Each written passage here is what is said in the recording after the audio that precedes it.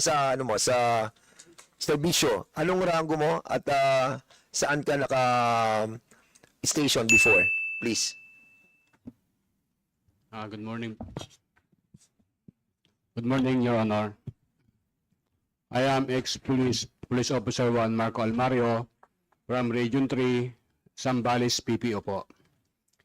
Masinloc Police Station. Victims po ako, Your Honor, ng ano. Kasi ginawa po akong SBT nung aking pong naging hepe. Inaresto po niya ako sa station namin. Then, possible po, pinunta niya ako sa prison cell. Then, after 2 hours, Sino ang maresto sa'yo? yung chief of police ko po, the late Police Major Nelson Ballesteros de la Cruz. So, inaresto ka sa... Police station po. So, anong naging kaso mo during that time?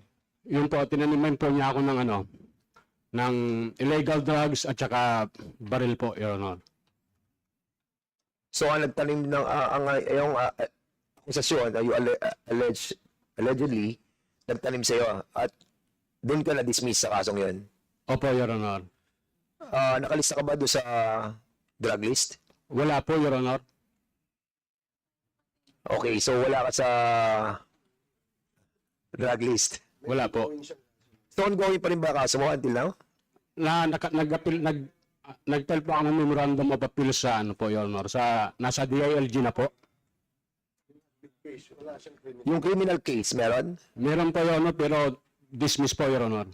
Yung criminal case, dismiss. Opo, Your Honor. So, yung administrative mo, these are the cases that we have to look into again, ano? Kasi itong mga ganito nga, kailangan po natin ng validation if they, indeed, yung kanilang mga kaso was totoo, di ba? At nakakaawa, ano? Kung totoo, yung sinasabi mo, talaga nakakaawa. Pero kung nagsisinungaling ka, syempre nakakamuhi yan, di ba? But I think the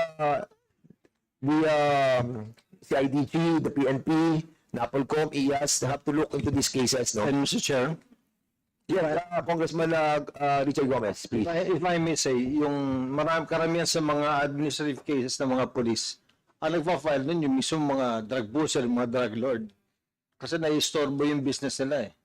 Yeah. In line of their duty habang ginagawa na yung trabaho nila. So yun, pag tinignan ko talaga yung mga court cases, marami nagpa-file yung kalaban pa ng police. Siyempre, ang kalaban ng police is are the drug pushers. At the problem, wala silang Ang problema ng mga police, wala silang laban sa kaso. mahalang abogado. And more than that, most of the time, retired na sila, ongoing pa rin yung kaso nila.